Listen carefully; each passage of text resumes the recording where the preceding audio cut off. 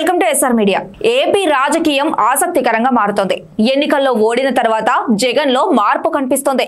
అయితే అధికారంలో ఉన్న సమయంలో పార్టీ ప్రజలతో దూరం పెరగడం జగన్ ఓటమికి ఒక కారణంగా విశ్లేషణలు ఉన్నాయి.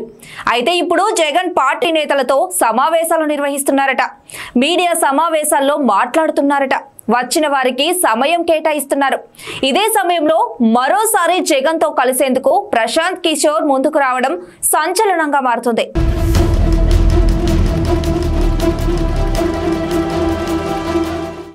అయితే రాజకీయ వ్యూహకర్త ప్రశాంత్ కిషోర్ పేరు మరోసారి ఏపీ రాజకీయాల్లో చర్చగా మారుతుంది. 2019 ఎన్నికల ముందు జగన్ కోసం ప్రశాంత్ కిషోర్ వ్యూహకర్తగా వ్యవహరించారు.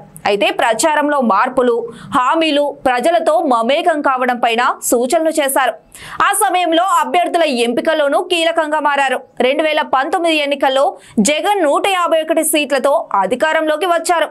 ఆ తర్వాత ప్రశాంత్ కిషోర్ ఇతర రాష్ట్రాల్లో ఎన్నికలు, సొంత రాష్ట్రంలో సొంత పార్టీ ఏర్పాటుతో జగన్ కు దూరమయ్యారు. అయితే ఆ తర్వాత నాడు ప్రశాంత్ కిషోర్ కలిసి జగన్ కోసం పనిచేసిన రిషి రాజ్ సింగ్ వైసీపీ కోసం తాజా ఎన్నికల వరకు తన టీంతో పనిచేశారు. 2024 ఎన్నికల కోసం చాలా రోజులుగా ఒకప్పటి ప్రశాంత్ కిషోర్ సహచరుడు రబీన్ శర్మ శంతన్ టీడీపీకి పనిచేశారు. అయితే చంద్రబాబు ఎన్నికల ప్రచారం వ్యూహాలను సూచించారు.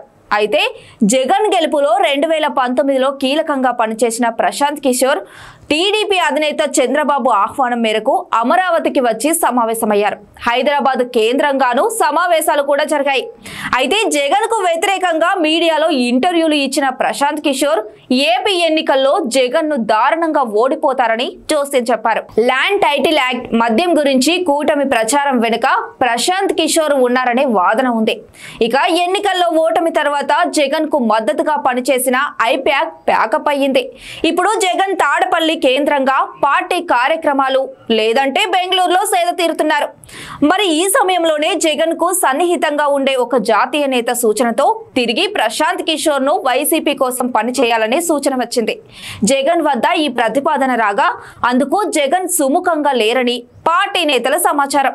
అయితే ఈ సమయంలోనే నేరుగా జగన్ ను కలిసేందుకు ప్రశాంత్ కిషోర్ ప్రయత్నం చేశారని తెలుస్తుంది. మరి జగన్ తర్వాత కలుద్దామంటూ వాయిదా వేసినట్లు విశ్వసనీయ సమాచారం. టీడీపీ కోసం వ్యూహకర్తల టీం పనిచేస్తుండటంతో జగన్ కోసం మరోసారి నేరుగా పనిచేయకపోయినా ప్రశాంత్ కిషోర్ సూచనలు, సలహాలు ఇచ్చేందుకు సిద్ధమయ్యారని వైసీపీలో ప్రచారం జరుగుతుంది. దీనిపైన ప్రశాంత్ కిషోర్ స్పందన పైన స్పష్టత రావాల్సి ఉంది.